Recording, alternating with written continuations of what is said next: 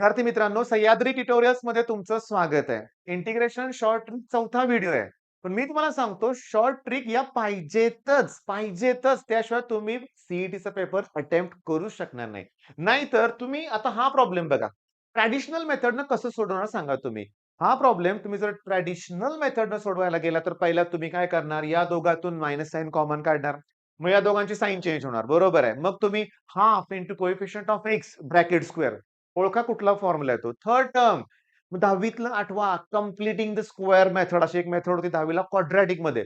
मग तुम्ही third term adjust करणार, ती सगळी ऍडजस्टमेंट करणार, सगळं तुम्ही सोडवणार आणि सोडवून झालं की मग तुम्ही ऑप्शन कडे जाणार. यात तुमचा 2 ते 2.5 मिनिटं जातातच मुलांचे. ओके, तुम्हाला सांगायचंय तुम्हाला याचा शॉर्टकट, बेस्ट शॉर्टकट आहे, लक्षात घ्या, एकदम बेस्ट. आणि किती वेळ लागेल सांगा? किती वेळ लागेल? 4 ते 5 सेकंद. 4 ते 5 सेकंद. पण मी सगळे प्रॉब्लेम तुम्हाला ॲज अ होमवर्कच देणार आहे. बघा हा प्रॉब्लेम तुम्हाला सॉल्व्ह करायचा आहे. हा प्रॉब्लेम, दोन्ही प्रॉब्लेम एकसारखे आहेत का बघा बघू जरा. एकच प्रॉब्लेम रिपीट झाला का? हा 2024 ला आहे, 2023 ला आहे. रिपीट झाला नाहीये. मध्ये बघा इथं मायनस आहे आणि इथं प्लस आहे. म्हणजे 2020 बघा मी काय म्हणतोय, 2023 चा प्रॉब्लेम 2024 ला येतोय, तोच 5 ला, तोच 6 ला. म्हणजे एवढं कळालं का की हे रिपीट पण होतंय. रिपीट सुद्धा होतंय. बर, आता त्यानंतर हा जो प्रॉब्लेम आहे याच्यावरून कळालं असेल की पुस्तकातला एक्सरसाइज मधला 10वा प्रॉब्लेम आहे. याच्यासाठी पण शॉर्टकट आहे. ओके, हा प्रॉब्लेम पुस्तकातला आहे, याच्यासाठी सुद्धा शॉर्टकट आहे. बर, त्याच्यानंतर हा प्रॉब्लेम याच्यासाठी शॉर्टकट आहे. बर, आता मी तुम्हाला सांगतो या सगळ्या शॉर्ट ट्रिक तुम्हाला शिकवायच्या, पण तुम्ही बघितलं का सगळ्या प्रॉब्लेम मध्ये 1 अपॉन होतं. पुन्हा एकदा बघून घ्या. 1 upon, 1 upon, 1 upon, 1 upon, 1 upon आणि 1 अपॉन. ओके, सगळ्या प्रॉब्लेम मध्ये 1 अपॉन होतं. आणि खाली होतं क्वाड्रॅटिक इक्वेशन, ते होतं ए एक्स स्क्वेअर प्लस बी एक्स प्लस सी आणि इथं होतं डीएक्स. क्वाड्रॅटिक. आता माझा एका शॉर्टकटला सुरुवात करतोय. जेव्हा तुम्हाला क्वाड्रॅटिक इक्वेशन दिलं असेल तर पहिल्यांदा डेल्टाची व्हॅल्यू काढायची. झालंय तुम्हाला 10th मध्ये झालंय की डेल्टाचा फॉर्म्युला असतो बी स्क्वेअर मायनस 4ac. डेल्टाचा फॉर्म्युला असतो बी स्क्वेअर मायनस 4ac. ओके, बर. डेल्टा जर तुमचा पॉझिटिव्ह आला, हो डेल्टा 0 येऊ शकतो, पॉझिटिव्ह येऊ शकतो किंवा निगेटिव्ह पण येऊ शकतो. मग 10वीला होतं roots are real, not real. आठवा थोडंसं. पण डेल्टा जर 0 पॉझिटिव्ह आला, शून्यापेक्षा मोठी व्हॅल्यू आली, पॉझिटिव्ह आली, तर डायरेक्ट आन्सर आहे. डायरेक्ट आन्सर आहे 1 अपॉन रूट मध्ये डेल्टाची व्हॅल्यू टाकायची. 1 अपॉन रूट मध्ये डेल्टाची व्हॅल्यू टाकायची. त्याच्या पुढे लिहायचं लॉग. ओके, मग तुम्हाला मी सांगतो लॉग लिहिल्यानंतर तुम्ही जो तुमचं क्वाड्रॅटिक इक्वेशन तुम्हाला दिलं ना त्याचं डेरिव्हेटिव्ह काढायचं. याचं डेरिव्हेटिव्ह 2ax आहे, याचं डेरिव्हेटिव्ह b आहे. डिनॉमिनेटर मध्ये सुद्धा 2ax प्लस बी, पण वरती लिहायचं मायनस मध्ये रूट डेल्टा, प्लस मध्ये रूट डेल्टा. कळाला शॉर्टकट? सिंपल. एका स्टेप मध्ये आन्सर आहे. तर डेल्टा परफेक्ट काढता आला पाहिजे. डेल्टा आणि हिंट सांगतोय, डेल्टा काढल्यानंतर हे सगळं सोडवायचं नसतंय बाळांनो, सगळं सोडवायचं नसतंय. तुम्हाला फक्त 1 अपॉन रूट मध्ये डेल्टाची व्हॅल्यू टाका. आता डेल्टा 64 आला समजा, 64 येतोय. तर इथं 64 जर पुट केलं त्याचं स्क्वेअर रूट किती येणार आहे? 8. मग 1/8 ऑप्शन मध्ये कुठे आहे बघायचं. एकाच ऑप्शन मध्ये सापडलं की बास, मिळालाय आन्सर. पुढचं सोडवायचं नसतंय. तुम्हाला तुमच्या मेथड मध्ये बदल करावा लागेल. आता हे झालं. पण समजा डेल्टा जर निगेटिव्ह आला तर? मग डेल्टा जर निगेटिव्ह आला तर तुमचं आन्सर असणार आहे 2 अपॉन रूट मध्ये डेल्टाच घ्यायचा आहे, पण बघा निगेटिव्ह व्हॅल्यू घ्यायची नाही. समजा डेल्टाची व्हॅल्यू -36 आली. समजा डेल्टाची व्हॅल्यू -36 आली, तरी 36 घ्या बरं का बाळांनो. बरं, डेल्टा जर निगेटिव्ह आला तर तिथं येईल टॅन इनव्हर्स. डेल्टा पॉझिटिव्ह आला तर लॉग येतोय, निगेटिव्ह आला तर टॅन इनव्हर्स येतोय. पण वरती काढायचे डेरिव्हेटिव्ह 2xb आणि रूट मध्ये परत डेल्टा. संपला आन्सर. आता मला माहिती आहे तुम्ही विचारणार आहे डेल्टा पॉझिटिव्ह झाला, डेल्टा निगेटिव्ह झाला, तर डेल्टा 0 आला तर काय होणार? सांगतो. 10वीतला आठवा. जेव्हा डेल्टा 0 येतो तेव्हा तो परफेक्ट स्क्वेअर असतो. मग जर एखाद्या क्वाड्रॅटिकचा डेल्टा 0 असेल तर चेक करायचं तो परफेक्ट स्क्वेअर आहे. मग त्याचं इंटिग्रेशन सिंपल आहे. 1 अपॉन -1 अपॉन एक्स स्क्वेअरचं, आता 1 अपॉन एक्सचं डेरिव्हेटिव्ह -1 अपॉन एक्स स्क्वेअर. मग -1 अपॉन एक्स स्क्वेअरचं इंटिग्रेशन 1 अपॉन एक्स. तो फॉर्म्युला सिंपल फॉर्म्युला आहे. तो इथं लागणारच नाहीये. बरं चला, शॉर्ट ट्रिक लक्षात आले का? पण त्याचा वापर करूया आपण. चला. इथे मला सांगा डेल्टाची व्हॅल्यू. पटकन सांगा डेल्टाचा फॉर्म्युला काय? बी स्क्वेअर मायनस 4ac.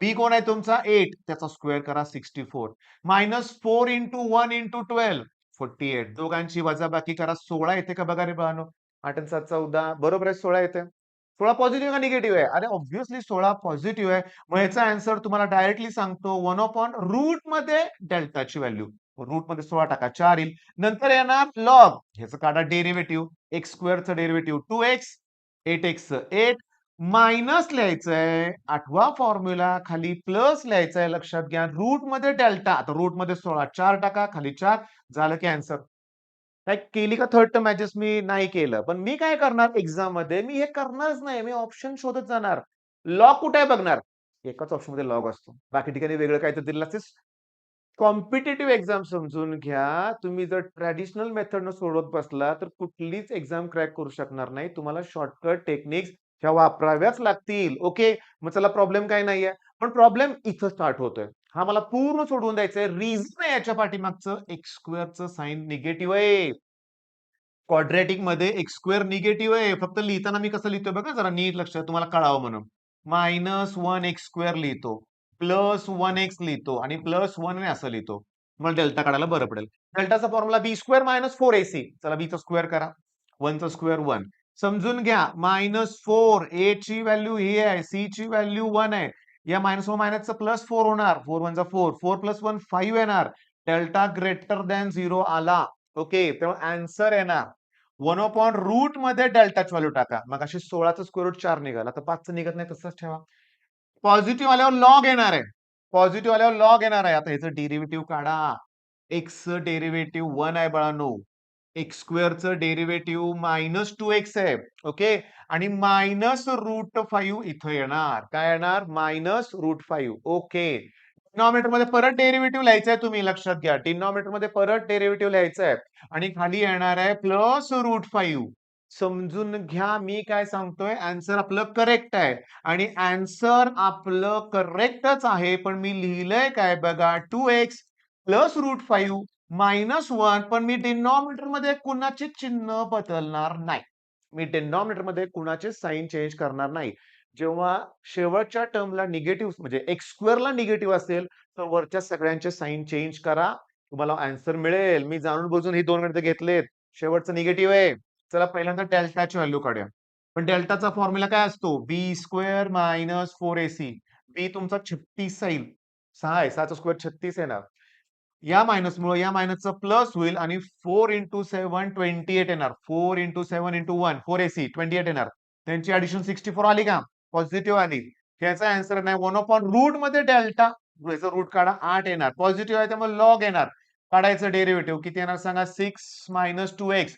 -8 वर येणार याचं डेरिव्हेटिव्ह 6 - 2x +8 खाली येणार आणि आता मला सांगा 1/8 लॉग डिनॉमिनेटर मध्ये येणार 14 - 2x आणि 8 14 आणि वरती येणार -2x - 8 चला प्रत्येकाला 2 ने डिवाइड करा प्रत्येकाला 2 ने डिवाइड करा खाली येणार 7 - x आणि वरती येणार -x - 4 प्रत्येकाला मी 2 ने डिवाइड करतोय थांबा एक मिनिट तर माझी चूक झाली लक्षात आलं का तुमच्या बघा 6 - 8 -2 येणार 6 - 8 -2 येणार हे लक्षात घ्या 6 - 8 -2 ह्याला डिवाइड करायचं -1 येणार पण मी तुम्हाला आता सांगितलं की जर एक्स स्क्वेअरला निगेटिव्ह साइन असेल बाळांनो तर वरच्या दोघांची साइन चेंज करा या शॉर्टकट मध्ये तिथं लिहा x+1 पण खाली साइन चेंज करू नका मग आता बऱ्यापैकी शॉर्टकट तुमच्या लक्षात आला पण हा शॉर्टकट अजून बऱ्याच प्रॉब्लेम तुम्हाला वापरायचा आहे पण एक काम करूया आपण डायरेक्टली जाऊया हे सगळे तुमच्या होमवर्क हा तुमचा होमवर्क पण आता डायरेक्टली इथं जाऊया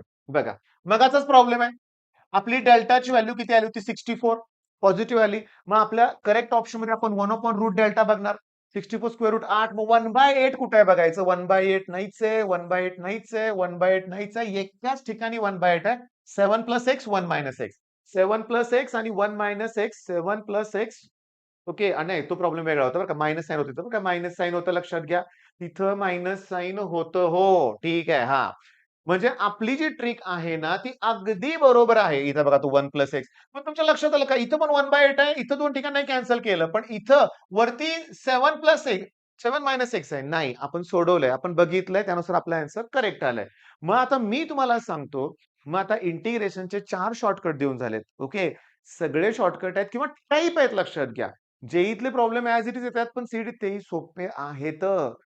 कॉन्फिडन्स ठेवा. ओके. मी रोज लेक्चर जे करतोय ते फॉलो करा. केमिस्ट्रीची वायवा सीरीजमध्ये 21-22 लेक्चर्स झालेत आपले.